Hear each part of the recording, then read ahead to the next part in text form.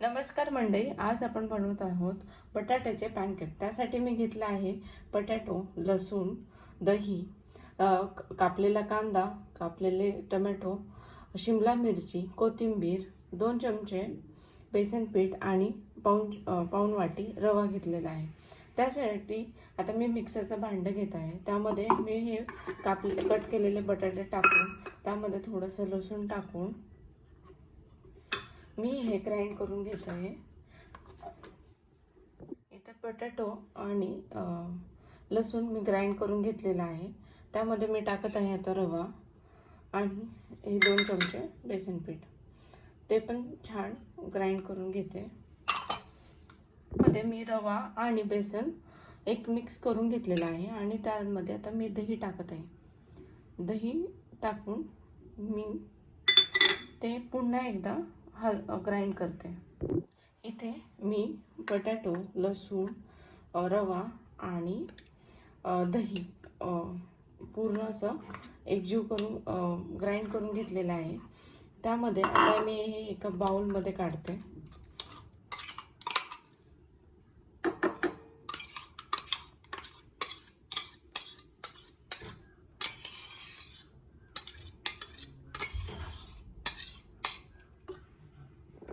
मिक्सरच्या भांड्यामधनं मी हे सगळं काढून घेतलेलं आहे। त्यामध्ये आता मी कांदा, टोमॅटो, शिमला मिरची, कोथिंबीर हे सगळं टाकून घेतलेलं आहे। त्यामध्ये चवीनुसार मीठही टाकून घेतलं मी। आता आपल्याला ह्याला तडका द्यायचा आहे मोहरीचा आणि जिराचा। तडका देण्यासाठी मी इथे एक पॅन घेतला आहे। त्यामध्ये मी तेल ओतते। तेल थोडं गरम झाल्यानंतर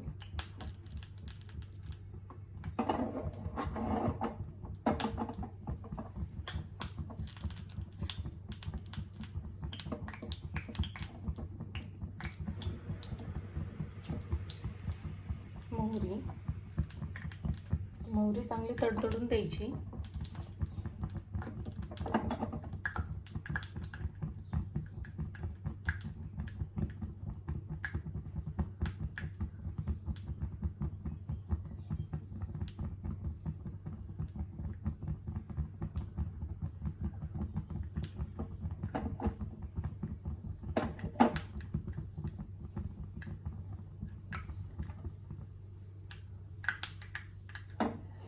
मोहरी आपली आता तडतडायला लागली।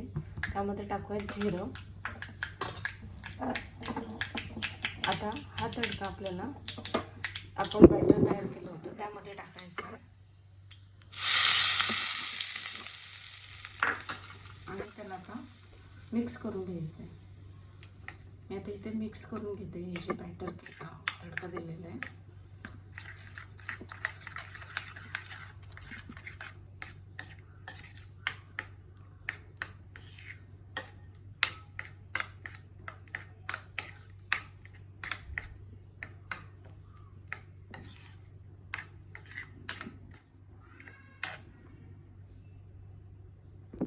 मी बॅटर मिक्स करून घेतलं आहे। आता आपल्याला पॅनकेक तयार करायचे। त्यासाठी मी इथे घेतला आहे पॅन।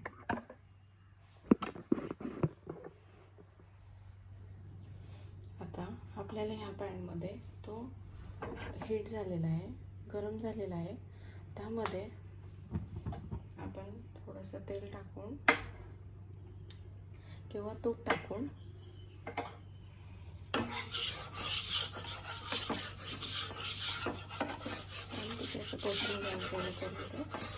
चिटकणार नाही आणि त्यानंतर आपण आता हे बॅटर तयार केलेलं आहे ते त्यामध्ये स्प्रेड करायचं आहे।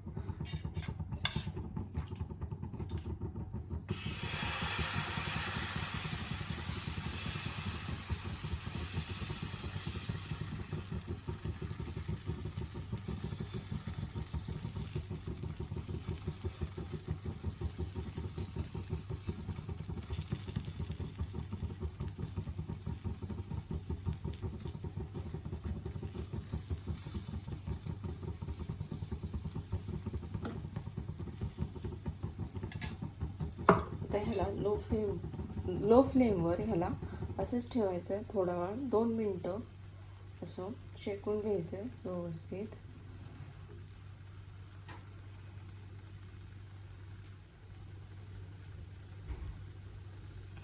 थोडंसं मी साईडने पण तेल ओतून घेते.